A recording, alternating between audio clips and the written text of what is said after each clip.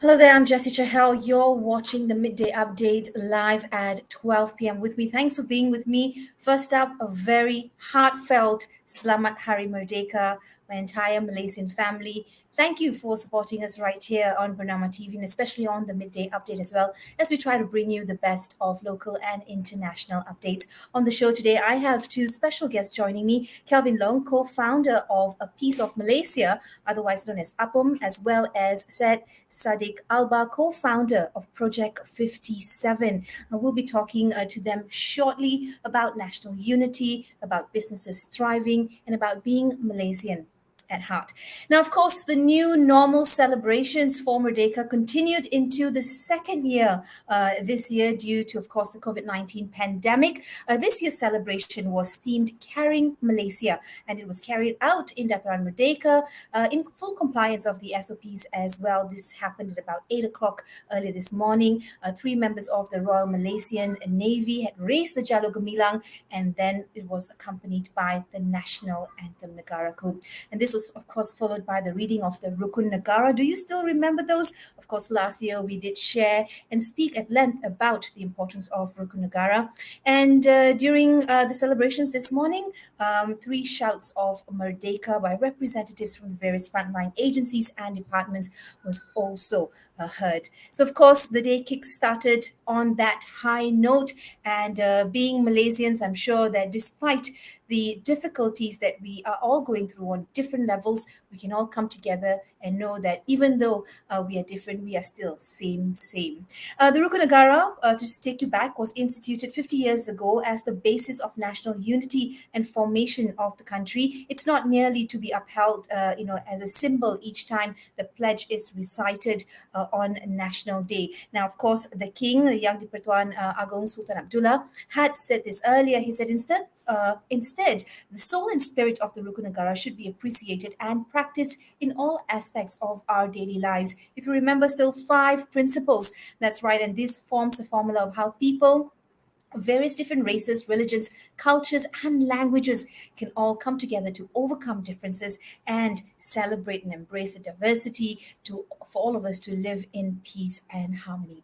Well, here's a word from the Prime Minister, Datuk Seri Ismail Sabri. He's called on all Malaysians to imbue themselves with the fighting spirit necessary to ensure the country's success in its fight against COVID-19 and, of course, the pandemic. Just as the country's forefathers had for centuries battled foreign enemies, it is now time for us Malaysians who have witnessed the horrors and devastation wreaked by COVID-19 for us to come together, to work together and bring an end to this health and economic crisis. Now, of course, in conjunction with the country's 64th national celebration of independence, Malaysians, the Prime Minister reminds us, has to be more determined and strong in facing the numerous challenges posed by the pandemic. He says, we continue to fight as the country must restore its economy, improve the well-being of people, and gain confidence of investors. All important elements for us to bounce back better. Here's a word from our Prime Minister. Let's take a listen.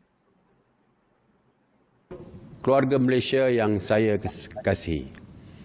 Pada tarikh keramat ini, marilah kita berjanji untuk bersama-sama memulihkan negara yang telah terbina tanpa mengira batasan agama, bangsa dan kaum. Saya amat berharap hasil kerjasama daripada kita semua tahun ini menjadi tahun terakhir kita merayakan sambutan Hari Kemerdekaan dalam suasana peperangan melawan pandemik COVID-19. Marilah kita sama-sama memerdekakan negara kita daripada pandemik ini, daripada kegawatan ekonomi dan daripada ketidakstabilan politik. And on another note, Dr. Sri Ismail Sabri says, in the spirit of togetherness on Merdeka Day, we should help rebuild the nation we inherited from our forefathers, regardless of their religious, racial, and ethnic backgrounds. I guess also personally speaking, so important for us to realize that at the end of the day, we share so many similarities. Now, the Prime Minister says he believes Malaysians need to have the spirit of togetherness shown by Tunku Abdul Rahman, Tun Abdul Razak, Tun Hussein On, Tun Dr. Ismail Rahman, Tun Tan Cheng Lok, Tun H.S. Lee, and Tun V.T. Sambatan, all prominent figures of the past, but who have contributed so much to get us to where we are today as a nation. Now, at the national level, Merdeka Day celebration today, with, of course, the elements of Malaysia Prihatin. This will be held at Dataran Pahlawan Negara Putrajaya. In fact, perhaps just over, it started earlier in the morning as well. If you caught it, perhaps you did catch it broadcast live on local TV channels. If not, I'm sure there are many repeats as well. Now, the Sultan of Selangor, Sultan Sharafuddin Idris Shah, has called on the people who reject COVID-19 vaccine not to be self-centered, he says, as it can affect the country from achieving herd immunity soon and enable the people to regain their livelihood as before, as something we all crave for so much at this point. In conjunction with the National Day celebration, His Highness reminded the people to continue complying with the stipulated Standard Operating Procedure, SOP, and to get their respective vaccine shots soon. His Highness also called on the people to appreciate the actual meaning of independence while being grateful to the struggle of past leaders in achieving the country's independence back in 1957. That's right, 64 years of Merdeka, of celebrating our independence. At this point, I'd like to bring in my two guests on the program today. Kelvin Long, co-founder of APOM, or A Piece of Malaysia, and Syed Sadiq Albar, the co-founder of Project 57, or Project 57. It's a social enterprise, and of course, Sadiq advocates for national unity. Gentlemen, thanks for being with me. And first up, Selamat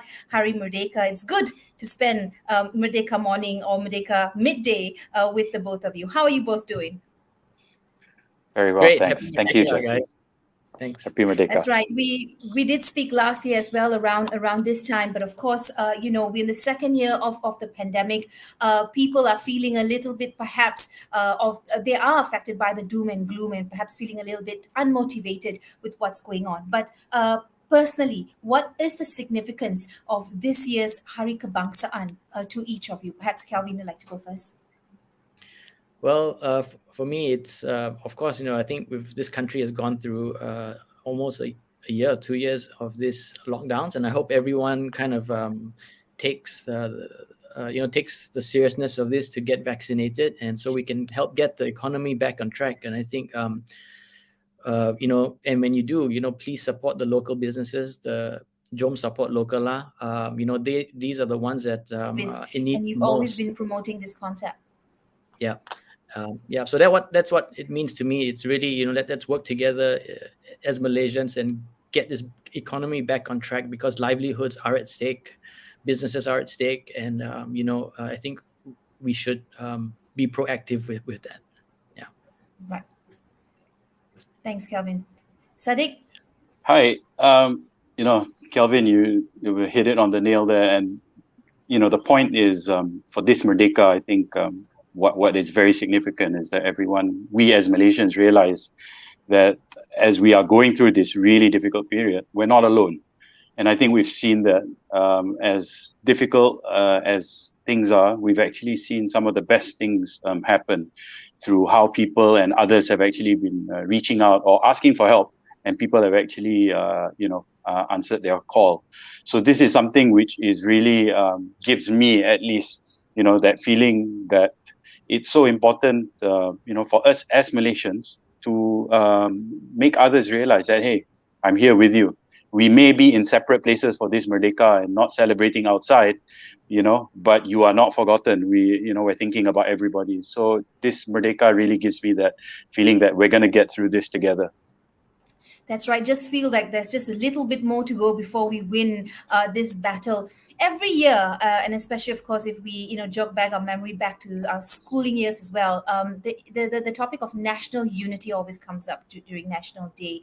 Education plays, of course, an important role to inculcate awareness and that concept of nation building. To the both of you, how can we make unity exciting in a way that is equally exciting for the young? Of course, now bearing in mind that Undi 18 is something that may very well be a reality as well. Sadiq? Okay. Oh, okay. So I think when you think about it, with regards to the young and all, and with regards to unity, and Tunku Abdul Rahman said it best, right? Our future depends on how well many different kinds of people can live and work together, because we are, part of, a mechanic of things, of different things put together, and everything has to work in sync. It's not just about one. Even if the smaller cog in a clock or a watch doesn't work, then the whole thing doesn't work. So it's very important for that. But the other thing that we as a country, we're still very young. Yeah, even though you look at it, 64 years of Merdeka, but we're still very young, and we're going to make mistakes. The most important thing is to be able to learn from those mistakes and not let them repeat, you see. And this thing about unity, we always talk, unity, and it's a cool thing or whatever, but it is something that cannot be rushed, and it is something that is a constant work in progress. And that is something that every time and every year, or every time something happens, you always have to change things up in terms of how you actually try to achieve it. Mhm. That's right. I mean, I'd just like to jump in here as well and weigh in a little bit. It's something that we see and function with on a regular basis. We don't even think or label it as national unity. It's something that we are just we just embrace on a daily basis, just by virtue of being Malaysian. A piece of Malaysia, humor is used here a lot. On a lot of the products that you carry, Kelvin. You say your message: buy local and be proud of local products. Tell us a little bit about your project this year. Yeah, so this year we worked on this project called 14. I think as soon as we went into lockdown, we started to miss all the things that we could do before. Just to travel across state, try different foods. Go to the beach. And once we locked down we were locked down in at 10 km. The recent one. We were really tired, and we said, as a group, what can we do? What can we do as a brand to reach out? And so we worked on this project called 14, and it was by far our most ambitious project yet, because we utilized social media, which was never done before, and reached out to all different states to say, hey, would you like to be part of this? So we started that, and we reached out to these designers from each different state to showcase what they are proud of, and kind of also to learn about each other, and when we gave them the opportunity, we sent a call for entry on June, and we had about 70 entries in 2 to 3 weeks. And when we said to them, hey, can you tell us what you are proud of your state in your own way, and they jumped on board. They were so proud to say, hey, I've never had this opportunity to work with a group of people from the different states, and really showcase what I like, or my point of view, with what makes my state unique. So that was what happened. And we have all 14 designers coming up with their pride of their state in the way that they want to portray it. And it was great. It was something that was so inspiring for each and everyone to see. Wow, we never knew that, or we never knew that. And I guess the whole idea about this whole 14 project is to, when borders open up, is to start to visit these states, and start to go to our neighboring states. And I think we all need it. Cuti Malaysia. Buy local, support local, because God knows we are the ones that really need to get our economy kickstarted again. So that's right. yeah, I know so Malaysians can't wait to bounce back, and visit their favorite spots around the countryside. For those who already see the value in supporting local, shopping local, buying local, many young Malaysians are carving out this concept of a proud to be Malaysian, and we see that even on social media they venture out to support and buy Malaysian products. Walk us through perhaps some of the opinion or the thoughts. Why do you think they are doing this, and why is it working with younger Malaysians? I think there's always this feeling, right, inside that, the young people are, don't really care, or not really interested, and too busy with, the social media or their daily life and all of that. But actually, the young people are so connected That is something which is, which is something that we have to be very aware of. And the fact that they're so connected, they do so much more research than many of us ever did. So they understand things even more. And that's the reason why they feel as though they're trying to find their identity and purpose. We always talk about it, right? Like our generation or the older generation was complacent about this. We kind of like let things carry on, and we don't have to say much about anything. Whereas this new generation, the younger generation, realizes that, hey, I have to actually make a stand. This is not right, or this is not how I feel, and this is not how things should be. And they actually find out about things. So it's not something which is just something which is not thought of and not researched. So, and once it's researched and you have that connection to the item, then there is that, in a sense, that value that you feel to it. So that makes it even more valuable and makes it even more special. So you have that depth. And this new generation is, information's at their fingertips. So that's something which, comes really naturally to them. That's right. You as well work with many youth and young adults or young Malaysians. But even a piece of Malaysia, when you work through with them through their creativity, what is it like working with them, Kelvin? Of course, perhaps you come from a generation slightly before them. What are sort of both sides of the stick here? What's it like? I think overall they know what's happening in the country. I mean, they know what's happening in the country, but when they put that aside, and they are given a chance to kind of showcase what they want to say, then you see the magic in them trying to convey their pride. So I mean, back then, when back in our grandfather's time, we had one channel, one TV station where you got them all to just turn on the TV station at 7 or 8 in the morning, and we all had to watch that one thing, and that was their sense of patriotism at that time. But for now, I think the sense of patriotism is, getting on TikTok. It is putting on a funny piece of clothing that says something Malaysian, like Ken La. I mean, and the it's changed a lot. I think the younger generation nowadays are a lot more receptive to made in Malaysia. They're a lot more receptive to the identity of who we are, and to wear something, say something, carry something, or buy something that is not as foreign as it used to be. Given like 10, 15 years ago, everyone wanted kind of international brands, but now people are very proud to put on something local. So that's very encouraging for us, and we hope that kind of culture, if we can highlight these cultural uniqueness about ourselves that makes us proud to be who we are, that's kind of patriotism in the younger generation. Right. So, despite the depressing situation, not just here in the country with of course, the outbreak of the virus, but world over, I still feel there's still a lot to celebrate about our country, about our unity, about our people. For example, with what's going on across the globe, unlike other nations, we enjoy peace, we enjoy harmony, we still have that. And I think if we were to jog back, from to before as well, this is the vision, or was our vision, of our first Prime Minister.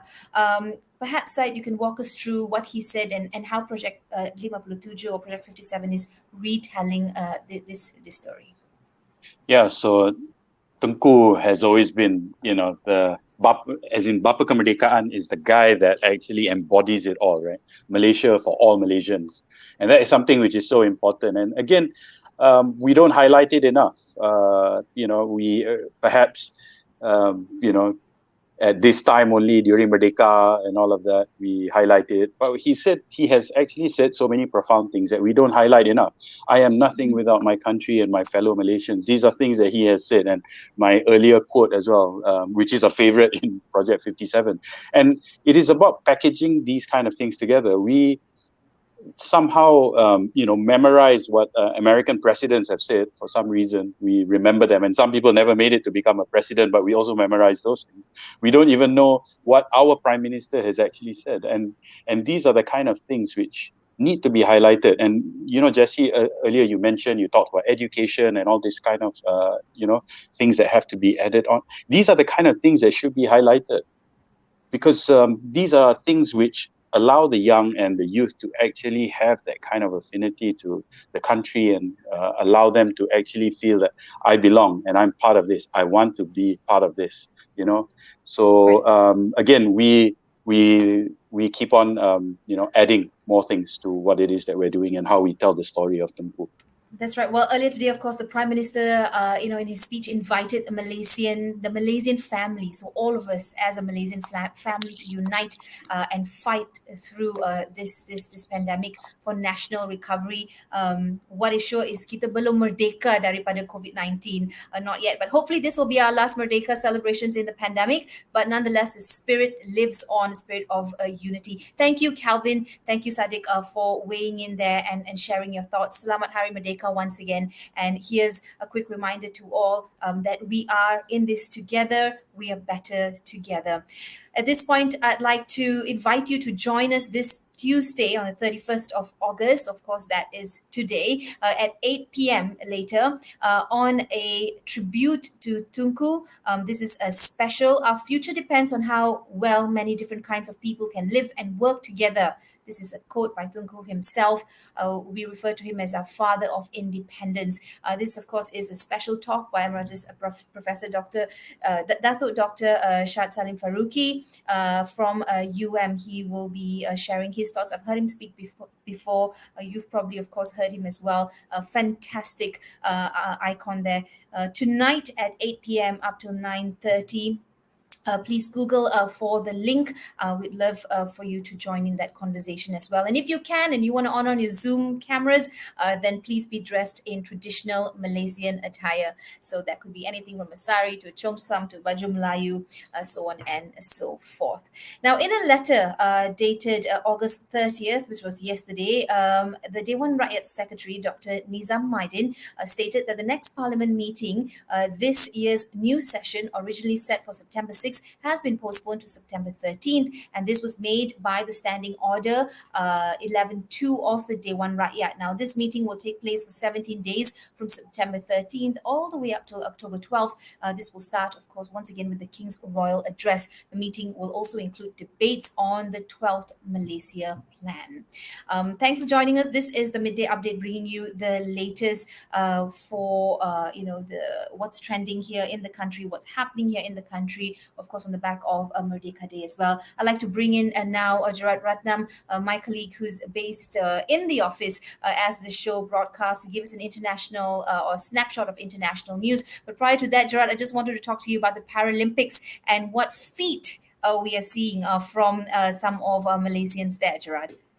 Well, it's a big success. I don't know if everyone's talking about it, but the success of national powerlifters Bonnie Gustin and Jong Yi Ki in winning gold and silver at the Tokyo Paralympics, a lot say will uplift our dignity and honor. We need that so badly at this point.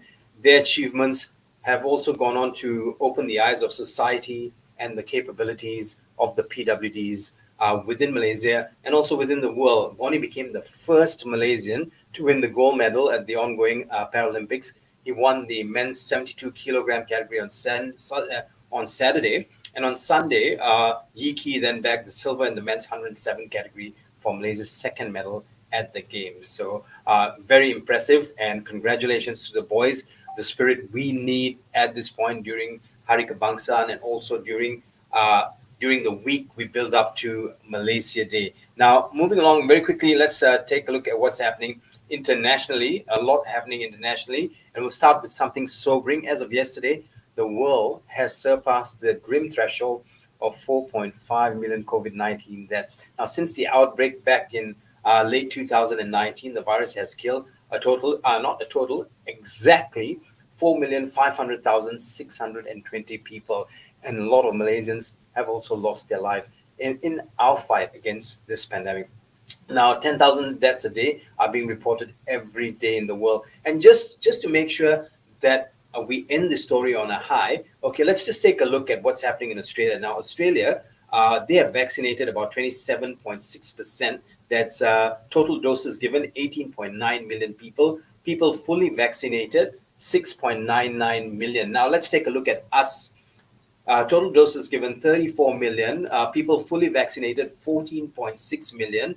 And by percentage, we have 45.8% of the country vaccinated already. I think that's something for us to think about and to celebrate in our own way today, that we've come this far with regards to the pandemic. Now, moving along, South African scientists detect a new coronavirus variant with multiple mutations, but are yet to establish if it's more contagious or able to overcome the immunity provided by vaccines prior to infection. The new variant, known as C12, was first detected in May and has now spread to most of South African provinces and the 7 other countries in Africa, Europe, Asia, and Oceania.